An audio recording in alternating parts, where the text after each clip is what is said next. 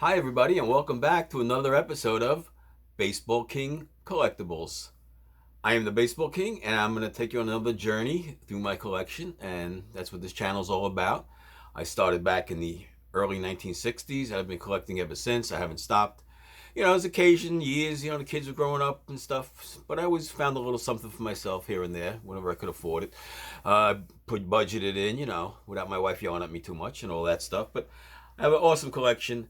It's 60 years in the making and still going. So on today's show, we're going to talk to you a little bit about three Hall of Fame pitchers, all on the same team. How kind of JSA scammed me, but it's not scam. I can't use the word scam. They didn't really do enough research into my autograph, and they're just saying it's just not good enough for them. And that doesn't make me happy, because I know as an in-person collector, every autograph I got was signed right in front of me. So I know my autographs are all real. Third thing, we have another famous trio, a real famous trio. And you're going to like this one, folks. It's a really nice addition to my collection. I've had many years. All in person again. Nothing I have was purchased unless it was purchased in front of me, like on a line at an auto show or things like that. But I never actually purchased anything through the mail or anything like that. So enough of me. You saw enough of me today. Let's get on with the show. All right, our first guests, I should say. Three photos, and these pitchers of the 1990s were together many years. They won one World Series together, and they were awesome. They've all won Cy Youngs. They're all in the Hall of Fame. We have Tom Glavine. Beautiful. He knows where to sign it to, right on the shoulder. We have John Smoltz. He's prop it up a little better. And, of course, we have the master, Greg Maddux. All these three guys were great. Greg Maddux would take the train a lot to Shea Stadium. He'd come walking off the train. And, if you took the train, you had a long walk. Either you had to walk in through the bullpen area where the Mets parked their cars, and it was a long walk all around from the train, or you had to walk all the way around to the front entrance, and that was a long walk. So there was many opportunities to talk to him and have a little conversation along the way, and, he was nice. So was Glavine. Glavine then came to the Mets, and wow, did I rack, as they would say in the autograph terms, on Glavine, because he was really nice. Smoltzy, too, really nice. I got the photo with him, too, and everything, so really nice, really nice. And like I said, I don't like him now, the way he narrates the game. I'm not a big fan, but I'm a big fan of him as a pitcher and as a baseball player, so can't go wrong with these three guys. So, like, outside of Shea Stadium, it was just easy pickings to get anybody you wanted, really. There was nobody there. It was early 90s, mid 90s, late 90s. Mets weren't doing well, and the crowds weren't there. And the autograph collectors really, really racked up, and I was fortunate to be one of them. So there we go. Next, little angry, JSA. Here's the certificate I'll show you. To whom it may concern, infrequently certain signatures received in examination are deemed inconclusive, neither legitimate nor non-authentic. We reserve the right of not offering an opinion when we not feel comfortable opining in either direction with the current information. An example is available to our authenticators. All right, let's talk about that. Who are their authenticators, first of all? Some 20-year-old kid just out of high school? What? Come on, give me a break here. I'm an in-person collector, and I know in person, the autographs sometimes, it's quick, it's different. He wants to grab a lot of people at one time. It's not as same as sitting down at a show every letter you can get sometimes, but that's just the way it is.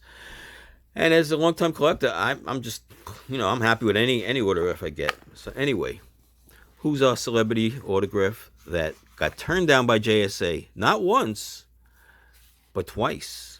Whoops, I gave you a little peek. There he is, the man himself, the man, the myth, the legend of TV, Tony Soprano. There he is. If he would be very unhappy if he knew that he got turned down, his autograph was not authentic. All right, I got two of them here.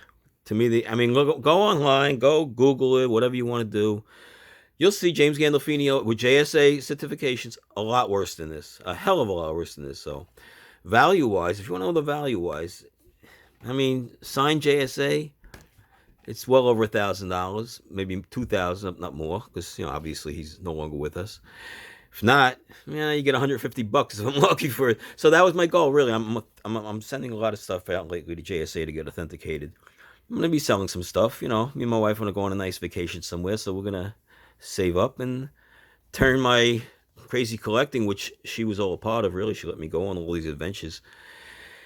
And James Gandolfini was not authenticated by JSA, so I'm gonna have to go to PSA, another group somewhere, BGS somewhere, and have it authenticated somewhere else. But JSA is just convenient to me. I don't like mailing anything. I've been able to drive to JSA to within driving distance of my home. So disappointing, yes. Expected, no, it happened before, but to a lesser degree. But this was a pricey one to happen to. Our next guest, a little mystery guest here. Talking about them for a minute. Basically, you can't. These are three guys synonymous with baseball. They're synonymous with each other. They're linked together forever. As far as New York baseball fans are, they are linked together forever because they were the three outfielders in the New York center fielders compared constantly. They are Willie, Mickey, and the Duke. Who else? Who else? Three Hall of Famers, three great Hall of Famers. Willie just passed away. There's his signature right there. Gives you a beauty. But always, if you have, well, you can't no more. But back in the day, when you had to get autographs, all right, I'll tell you a little story about Willie Mays. I'll center it a little nice. You can see it nicer. Willie Mays was a nice guy. I mean, great guy. Great person. Best baseball player I've ever seen. But at autographs, not the nicest guy. He would sign your ball, and he would roll it back to you. He would just take it and literally roll it to you. So you had to, and I knew that. So I knew, but I seen him do it. And he would also be, if he wasn't the first one on the ball, he would sign over the other person's name, not completely over, but enough to say, "Geez, Willie, there was so much to yourself. There was so much room on this ball. Why'd you have to sign it over somebody else's name?" He was notorious for doing that too.